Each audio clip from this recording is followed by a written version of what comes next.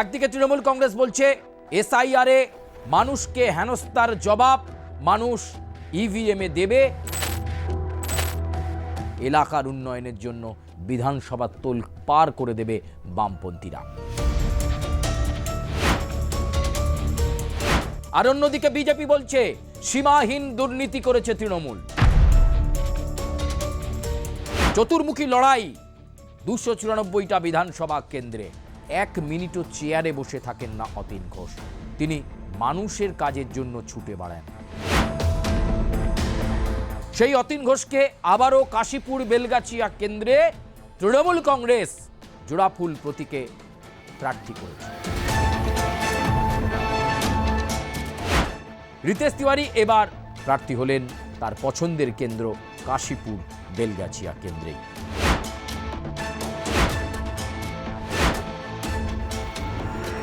এই যে 16% ভোট বিজেপির থেকে তৃণমূল বেশি রয়েছে, এইটা কভার আপ করা কিন্তু not a matter of joke. 16%।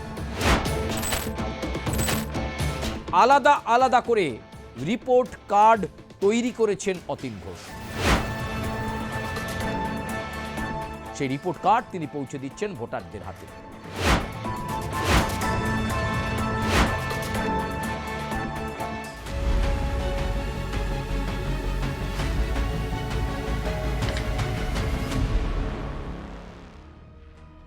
নমস্কার, আমি সুচারু, আপনাদেরকে স্বাগত জানাই ভোটের হাওয়ায়। আর ভোটের হাওয়ার উত্তাপ এখন চরমে বলা যেতে পারে। আর তো হাতে গোনা মাত্র কয়েকটা দিন, আর তারপরেই বাংলার মানুষ তার গণতান্ত্রিক অধিকার প্রয়োগ করবে। এমনিতেই স্পেশাল ইন্টেন্সিভ রিভিশন গিয়েছে, ফলে অনেক মানুষ বাদ পড়েছেন। তবে কাটছাট করে যে ভোটাররা এবার রায় দেবেন, তারা কোন দিকে, তারা কাকে বেছে নিচ্ছেন তাদের বিধানসভা কেন্দ্রের বিধায়ক হিসাবে, সেটাই সবচেয়ে বড় $1 মিলিয়ন প্রশ্ন। একদিকে তৃণমূল কংগ্রেস বলছে এসআইআরে মানুষকে হেনস্থার জবাব মানুষ ইভিএমে দেবে এবং তৃণমূল কংগ্রেসের সরকারকেই আবার ক্ষমতায় আনবে। আর অন্যদিকে বিজেপি বলছে সীমাহীন দুর্নীতি করেছে তৃণমূল, চাকরিহারা হয়েছে কাতারে কাতারে মানুষ। তাই বিজেপির অঙ্গীকার, আমরা এলে চাকরি দেব, আমরা এলে অনুপ্রবেশ বন্ধ করব, তাই এবার বিজেপির সরকার। আর মাঝখান থেকে বামেরা বলছে এবার শূন্যতা কাটবে, এবার আমাদেরকে নির্বাচিত করে বিধানসভায় পাঠান, বামপন্থীরা বুঝিয়ে দেবে বিধায়ক কাকে বলে, এলাকার উন্নয়নের জন্য বিধানসভা তোল পার করে দেবে বামপন্থীরা। আর কংগ্রেস বলছে এবার একলা চলার পরীক্ষায় অবতীর্ণ হয়েছি, আমরাও চাই রাজ্যের সার্বিক উন্নয়নে কংগ্রেস অঙ্গীকারবদ্ধ হয়ে এগিয়ে যাক, কথা বলছেন কংগ্রেস। চতুর্মুখী লড়াই 294টা বিধানসভা কেন্দ্রে। নির্বাচনী প্রতিশ্রুতি, নির্বাচনী সংকল্পপত্র, নির্বাচনী ইস্তেহারকে সামনে রেখে এখন প্রতিশ্রুতির বন্যা বইয়ে দিচ্ছেন সকলেই। এমন অবস্থায় দাঁড়িয়ে খোদ কলকাতার বুকের ছবিটা কিরকম, আমরা আজকে উত্তর কলকাতার সেই বিধানসভা কেন্দ্রের কথা বলবো যে বিধানসভা কেন্দ্র একটা সময় বামেদের দুর্গ ছিল, পরবর্তীকালে চলে যায় তৃণমূল কংগ্রেসের কাছে। সেই উত্তর কলকাতার গুরুত্বপূর্ণ বিধানসভা কেন্দ্রের নাম কাশীপুর বেলগাছিয়া বিধানসভা কেন্দ্র। আপনারা দেখতে পাচ্ছেন একেবারে প্রথম স্লাইডেই কাশীপুর বেলগাছিয়া বিধানসভা কেন্দ্রে এবার হাড্ডাহাড্ডি লড়াই এবার কাশীপুর বেলগাছিয়া কেন্দ্রে।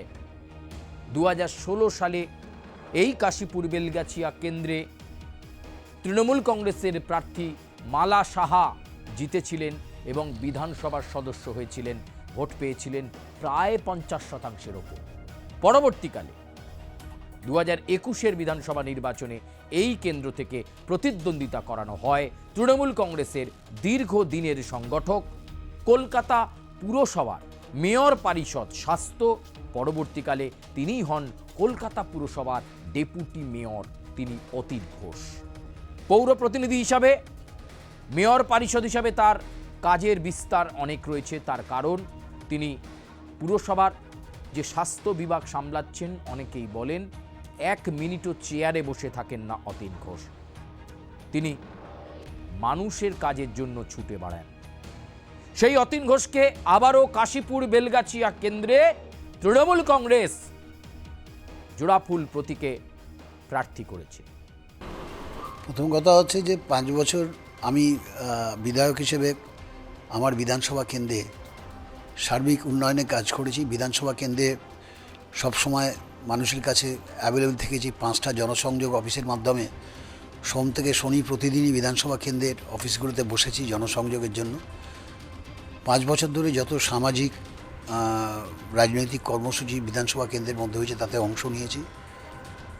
বিধানসভার সদস্য হিসেবে বিধানসভার অভ্যন্তরে দাঁড়িয়ে আমার বিধানসভা কেন্দ্রের সমস্যাগুলোকে তুলে ধরেছি এবং দলের প্রতি শৃঙ্খলাপরায়ণ কর্মী হিসেবে কাজ করেছি। এই সব কিছু মিলিয়ে দল বোধহয় কনসিডার করেছে আমাকে যে আমি আগামী 5 বছরে আমার বিধানসভা কেন্দ্রে মানুষের কাছে গেলে মানুষ অ্যাকসেপ্টেড করবে, এটাই ভেবে দল আবার মনোনয়ন দিয়েছেন। তার জন্য আমি আমার নেত্রী মমতা বন্দ্যোপাধ্যায় এবং আমাদের যুব আইকন অভিষেক বন্দ্যোপাধ্যায়ের কাছে কৃতজ্ঞ যে তারা আমাকে উপযুক্ত মনে করেছেন এবং আমার বিধানসভা কেন্দ্রের সকল নাগরিক, আমার দলের সকল সহকর্মী সবার কাছে আমার কৃতজ্ঞতা এই কারণে যে কোনো জায়গা থেকে আওয়াজ ওঠেনি যে প্রার্থী বদল করতে হবে।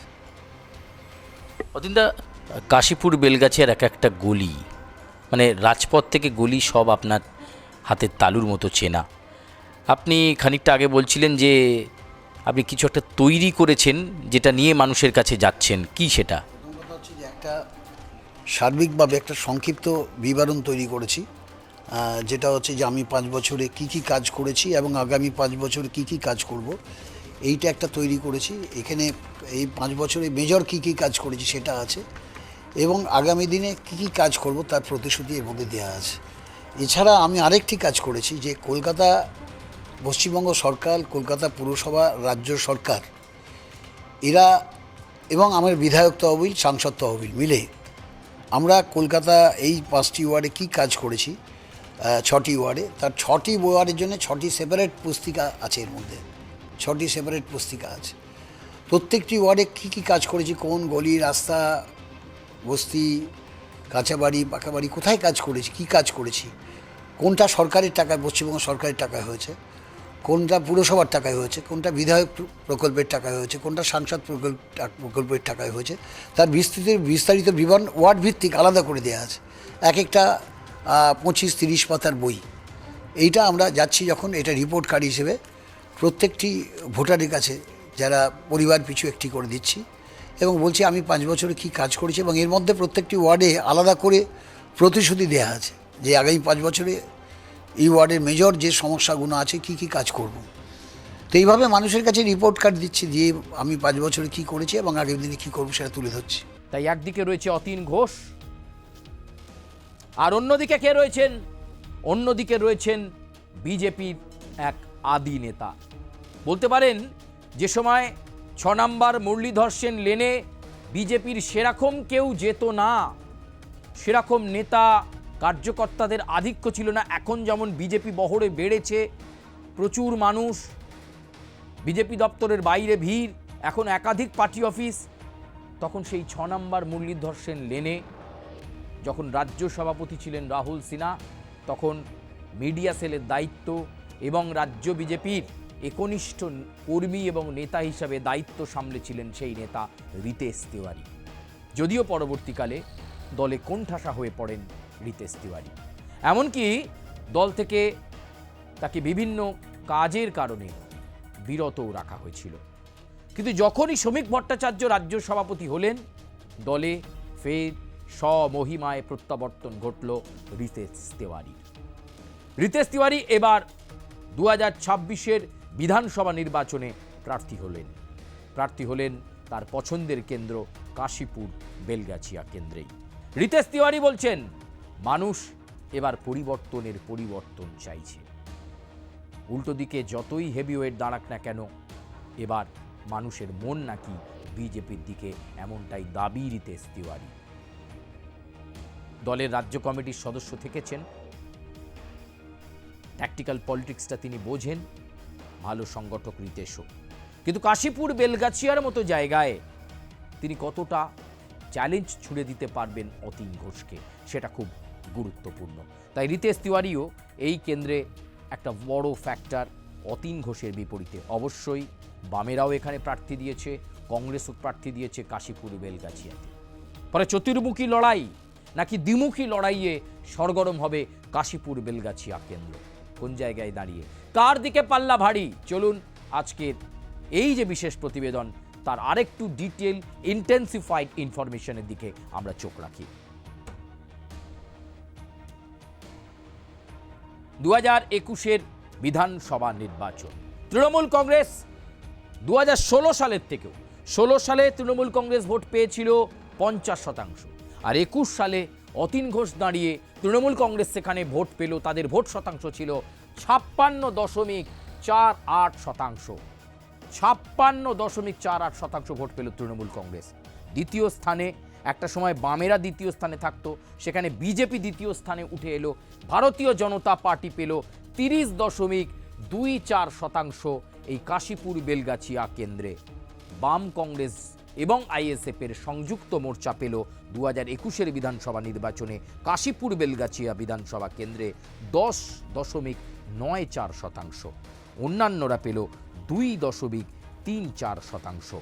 ভালো ভোটে জয়লাভ করলেন অতীন ঘোষ এবং বিজেপির সঙ্গে তার পার্সেন্টেজের তফাৎ প্রায় বিজেপির থেকে 16% ভোট বেশি পেল তৃণমূল কংগ্রেস। 2021 সালের এই যে জয়, সেই জয়ের ধারাটাকেই অব্যাহত রাখতে চান অতীন ঘোষ। তিনি বলছেন, কোনো রাজনৈতিক স্লোগান, কোনো রাজনৈতিক বক্তব্য নেই, কাশীপুর বেলগাছিয়া কেন্দ্রের মানুষ ভোট দেবে কাজ দেখে। 6টি ওয়ার্ড এই কাশীপুর বেলগাছিয়া কেন্দ্রের অন্তর্গত, সেই 6টি ওয়ার্ডের জন্য আলাদা আলাদা করে রিপোর্ট কার্ড তৈরি করেছেন অতীন ঘোষ। সেই রিপোর্ট কার্ড তিনি পৌঁছে দিচ্ছেন ভোটারদের হাতে। কোন ওয়ার্ড এবং সেখানে কি কাজ হয়েছে, কোন কাজটা করা গেছে, কোন কাজটা করা যায়নি, কোন কাজটা আগামীর অঙ্গীকারের মধ্যে রয়েছে, ওয়ার্ড ভিত্তিক কাজের রিপোর্ট কার্ড 6টি ওয়ার্ডেরই আলাদা আলাদা করে 6টি বই তৈরি করেছেন অতীন ঘোষ, যা তিনি পৌঁছে দিচ্ছেন ভোটারদের কাছে। আর অন্যদিকে রিতেশ তিওয়ারি যাচ্ছেন ভোটারদের কাছে, তিনি বলছেন কাশীপুর বেলগাছিয়াতে প্রভূত উন্নয়ন হয়নি, উন্নয়নের হাত ধরতে হলে ভারতীয় জনতা পার্টিকে জেতাতে হবে। কাশীপুর বেলগাছিয়া এমন একটা বেল্ট যেখানে মিশ্র সম্প্রদায়ের মানুষ থাকেন, অর্থাৎ অবাঙালি সম্প্রদায়ের মানুষেরও একটা ভিড় কিন্তু এই কাশীপুর বেলগাছিয়া মধ্যে রয়েছে। ফলে সেই ভোট শতাংশটা একটা গুরুত্বপূর্ণ হবে যে ভারতীয় জনতা পার্টি কতটা টানতে পারে নিজেদের দিকে। কারণ 2021-এর নির্বাচনের ফলাফল বা ভোট শতাংশটাকে বিচার করলে এই যে 16% ভোট বিজেপির থেকে তৃণমূল বেশি রয়েছে, এইটা কভার আপ করা কিন্তু not a matter of joke, 16%। সেইটা কতটা প্রতিশ্রুতিতে ঘুরিয়ে দিতে পারছেন রিতেশ তিওয়ারি, সেটা অত্যন্ত গুরুত্বপূর্ণ বিষয় ভারতীয় জনতা পার্টির কাছে। এবং অবশ্যই কাশীপুর বেলগাছিয়া একটা সময় যখন বামেদের হাতে ছিল, ফলে এখানে একটা বামেদের ভোট ব্যাংক রয়েছে। সেই বামেরা কতটা ভোট কাটাকাটি করতে পারে, সেই ভোট কাটাকাটির ওপরই কিন্তু হয়তো তৃণমূল এবং বিজেপির ভাগ্য নির্ধারিত হবে এই কাশীপুর বেলগাছিয়া কেন্দ্রে। চলুন পরবর্তী স্লাইডের দিকে আমরা যাই এবং এই স্লাইডে একটুখানি বুঝে নেওয়ার চেষ্টা করি। 2024-এর লোকসভা নির্বাচন, কাশীপুর বেলগাছিয়া বিধানসভা কেন্দ্রের বিধানসভা ভিত্তিক ফলাফল। লোকসভা নির্বাচন 2024-এর লোকসভা নির্বাচন, সেই লোকসভাতে কাশীপুর বিধানসভা কেন্দ্রের বিধানসভা ভিত্তিক ফলাফল কেমন ছিল না। 2021-এর নির্বাচনে যেভাবে লিড নিয়ে প্রায় 56%-এরও বেশি ভোট নিয়ে তৃণমূল কংগ্রেস জয়লাভ করেছিল, সেই ভোট শতাংশ তৃণমূল ধরে রাখতে পারল না। এক লহমায় প্রায় 10% ভোট কমে গেল তৃণমূলের। 2024-এর লোকসভা নির্বাচনে কাশীপুর বেলগাছিয়া বিধানসভা কেন্দ্রে তৃণমূল কংগ্রেস লিড নিল, তবে সেই লিড খুব বড় লিড নয়। সেখানে ভোট শতাংশ ছিল তৃণমূল কংগ্রেসের 45.55, বিজেপি ভারতীয় জনতা পার্টির ভোট শতাংশ 40.46। ভালো করে একবার ভোট শতাংশের দিকটা দেখুন। 2021-এর বিধানসভা নির্বাচনে তৃণমূলের সঙ্গে বিজেপির তফাৎ ছিল 16%, অর্থাৎ 16% ভোট বিজেপির থেকে বেশি পেয়েছিল তৃণমূল। আর এবারের তফাৎটা কত হলো 2024-এর লোকসভা নির্বাচনে এগিয়ে থাকা নিরিখে?